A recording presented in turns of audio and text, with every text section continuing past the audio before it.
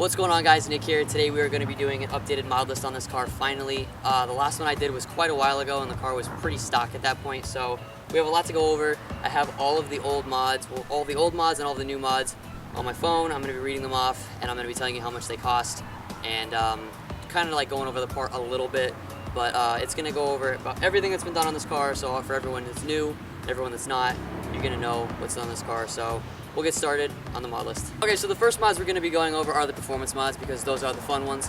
The first thing I put on this car ever was a Burke muffler delete. That cost me $300 and made the car sound awesome. It ended up cutting about 17, 18 pounds off the car. It didn't really add any horsepower, but it made it sound pretty cool. So that was $300. I'll probably have like a little thingy here that says what the total cost is, but it's going to tally it up so you guys are good. Second thing I did to this car was a Burke front pipe. It used to have a cat in it. We kind of blew it out, so now it's catless, but it looks like there's one for passing PA inspection. So that was $236 for the Burke front pipe. After that, we did the Borla unequal length header on the car. This is the V2 version, which the V1 version was pretty crap, and there was a lot of warping in the flanges, and they would crack. This is the V2. I haven't had a problem with it yet. Hopefully it won't break. That was $662 with Grimspeed gaskets included, and that did make the car sound all rumbly and fancy, and it also added a decent amount of torque in the mid-range, so there was no torque dip. After that, all those parts, that was when I got my Moto East Pro Tune, and that was what actually gave me the big bump in power in the mid-range and a little bit up top. I gained like 13 horsepower up top from with the stock tune to the Moto East tune. That was $667. And that was when the car was making 188 wheel horsepower. So after that, the car ran NA for quite a while, and now we are running the Jackson Racing Supercharger. This is the probably the biggest jump that this car has gotten from it.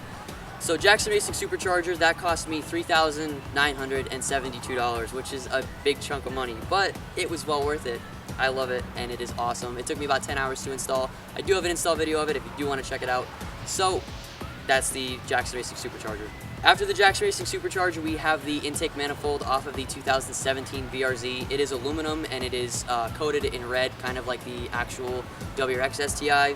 I don't really know if that gave me a lot of gains or not. I know that that part is, if it's paired with a Grams throttle body that's a little bit bigger, you will get a lot more gains out of that part. So right now I'm running stock throttle body, so I don't know if it's going to be a huge jump in power if I change that, but it is the 2017 intake manifold. And it looks pretty cool, and I think if it's paired with that part, it'll gain a little bit more. After that, we did some fueling things. We did a Deeshworks 700cc injectors on the car. That cost me $330. The Deeshworks C65 fuel pump, that ended up costing me $139. And I did the Velox fuel rails, which were $296. So after all of those parts were put on the car, I went back to Moto East and got another Pro Tune, and I also got this little Ecutech thing that plugs in your car and it's Bluetooth and it connects to your phone. It's supposed to work. It really doesn't work. I've only gotten it to connect to my phone about 4 times. I've contacted Ecutech about it. Didn't really get that good of a response, which, I mean, they were responding back and forth, but they didn't really have a fix for it and couldn't explain to me why it will not connect to my phone. It's in my car right now. The light comes on it. My phone finds it as a device, it will not connect. I don't know why it can't find my vehicle, but it's very frustrating. So if you buy that part, beware that it might not work. And then I bought that with the Pro Tune that I got from Moto East. That paired together with the Bluetooth piece was $720. And the only other part that I did performance-wise than that was the Moto Gear 300 oil in my transmission and differential, and that cost me $95. For a grand total of $7,813 for performance mods. Okay, now we're going to get into some exterior mods, which makes the car look pretty. Some of them actually help the car out a little bit, but we're going to get into some exterior mods. And there's a motorcycle. Okay. Alright, so the first, well, this is kind of out of order. I don't remember exactly what order I got these parts in, but I just kind of wrote them all down. We have the Dev Sport splitter. That cost me $160 with shipping and with including the rods. I do not recommend buying these rods. I love the splitter. The splitter is awesome. I made a video about it because I hit a fox and it didn't damage my car because the splitter was there, but the rods are junk. I bought another set of rods that are not on the car yet, so I'm not going to include them into the whole price thing yet because it's not the way the car sits now. But I did buy another set of rods that are better and they will go on the car shortly. Alright, so then we have the I have Helix side markers in it right now, but I did have a set of ones off eBay that were total garbage. They were DT Motos and they fell apart and they were not very good. So do not buy those and spend the money on the good ones. So I spent $35 on the eBay ones and then I spent $50 on the Helix ones, which makes me upset that I had to buy twice, but buy nice first so they don't have to buy twice. So the next part, cosmetically, are the Cosmos MR2 wheels. I absolutely love these wheels. They are 18 by 8.5 plus 25 and they look so awesome. And they also are wrapped in Continental Extreme Contact DW tires, 245, 35/18, and these are new ones. I just got these ones put on because the other ones finally got to the end of their life after about 2 years, so not too bad. Also on the wheels, I have Muteki SR48 lug nuts. They are blue, and I did get a new set of them, which aren't on the car yet. So these ones were $50, and I believe the other ones were probably $50 again, but I didn't put them on the car yet, so we won't count that. Next we have the Rock Blocks mud flaps. I put those on the car because I was wintering this car for 3 years, and the first year that I didn't have them, I got rock chips all over the side of that fender and made me really sad, so I got mud flaps. They were $90. Then we have the STI badge that's on the front. That is actually an OEM Subaru part for this car. For all the haters out there, it's OEM. But yeah, that part did cost me $60. It did come with 2 set screws, and it goes right into the 2 spots in the back of the bumper where it was designed to go. So that's actually pretty cool. The rear STI badge is fraudulent. That is off of a 2015 STI, and I got that one for $28. Talking about the back still, I have the Carbon Creations trunk on the rear of the car. I believe it's the 86R Carbon Creations trunk. That cost me $690. I really liked the Carbon when I first got it. I'm kind of over it now at this point, and it also got a crack in it from out of probably the cold weather and all the potholes in PA because the roads are fantastic here. So that has a crack in it now, so I don't know what I'm going to do with it yet, but it's in the clear coat resin, so I can probably be fixed. Still on the back, we have the Valenti taillights. They have the sequential turn signals in them, and they look really awesome. I love them. They cost me $320. And then a cheap mod that I have on this car, which if you have a 13 or a 14 BRZ, they have the black antenna on them, and it's super long. So this one is from ECS Tuning. It's actually a Volkswagen website, Volkswagen, Audi, whatever. It bolts right onto this car, so I was like, it looks pretty cool, it's pretty cheap. It is an ECS Tuning shorty antenna. It cost me $18. Okay. Also in the back, we have a 4th brake light from iJDM Toy. That cost me $40. It's been on the car for a little over a year now, and I believe the light bulb is going out because it flickers, and sometimes it works and sometimes it doesn't. So I will be changing the bulb on that, but that did cost me $40. The red pinstripe taping that is on the front and the rear of the car, that altogether, it is 1/4 inch on the top and 1/8 of an inch on the bottom. Altogether, that was $25, and I got like a whole bunch of it.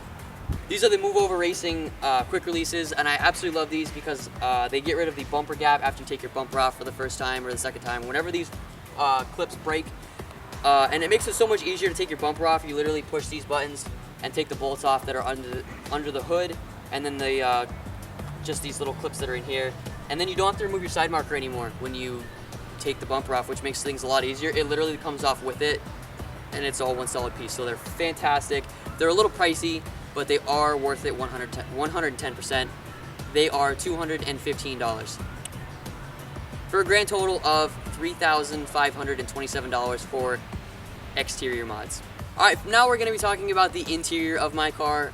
It's not really a lot because I really don't care about the inside of it. It's pretty nice stock. The only thing I would probably do is like racing seats and harnesses, but I mean, maybe one day I'll do that. Probably not. The first part I have on the inside of the car is a Flossy shift knob. It used to have a shift pattern on it, and it used to have my car's name on it, but Flossy can't make a shift knob to save their lives, so it ended up falling apart and looked like crap. So I took it out of the car and I painted it the way I wanted it to look, and it looks fabulous now, and it's not broken or stupid looking, and it looks great. That cost $120. All right, so the second interior part that I got for the car was WeatherTech floor mats. They were awesome when I was wintering the car because they're literally just like a bucket, and it just like catches all the dirt and snow and all the stuff that you don't want soaking into your carpet. They were $90, and they are very well worth it. They fit perfectly. They are laser measured, so they will always fit your car. For the WeatherTech floor mats, I also got STI little sticker inserts instead of the WeatherTech ones. Those were $15, and they look pretty cool. They give the car a nice touch on the inside of it. I did a few carbon fiber trim pieces on the inside of the car. There's one on the clock area, and then there's one that is where you release your trunk at. Both of them together were only $43, so that wasn't too bad. And the last thing I have on the interior is a dome light that is like one of the LEDs that's like super white, so it literally looks like the sun is on the inside of the car, which is really nice at night when you need to look for things in the car. That was $6, very worth it. It's for a grand total of $274 for the interior, so that's not that bad considering what I've spent on the outside and performance on the car. Okay, finally we're going to talk about suspension, and this is going to be a really quick one because I literally have the Eibach Pro Kit lowering springs on the car, and those were $220. They drop the car an inch, and they ride great. It helps the handling in the car a little bit. It's a progressive spring, so like the harder you push it, the stiffer it's going to get when the weight of the car comes down on the springs. So they're perfect for daily driving and slight spirited driving. I don't know if I'd ever used them on track, but they've been great to me so far. They have 28,000 miles on them, and they're doing fantastic. And the only thing I have for the suspension on the car is I have white line camber bolts in the front to add a little bit of camber so that the tires don't poke out as much, and so that it helps out with tire wear, because the outside of my tires are wearing out much faster than the inside, obviously because if you turn and the weight of the car comes down on it, it's going to run on the outside of the tire if you don't have camber. So I put camber bolts on the front. Those cost me $35 for a grand total of $255 for suspension mods. So finally, how much did the whole build cost? The car itself cost me $22,700. Brand new. It was a leftover, so it was on the cheaper side. I got 0% financing on it, so I literally paid $22,700 for it.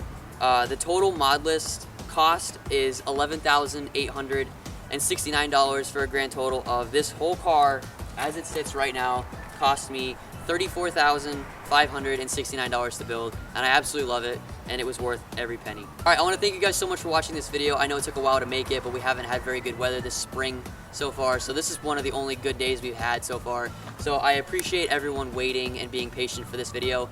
Again, if you have any questions about any of the parts that are on this car, I have install videos of the majority of them on the channel, reviews of the majority of them on the channel, and then also if you comment on this video, I will answer you. So if you have any questions about anything that's on this car, please feel free, drop it in the comments below, and I will answer you. So thank you guys so much for watching, and I will see you guys in the next video.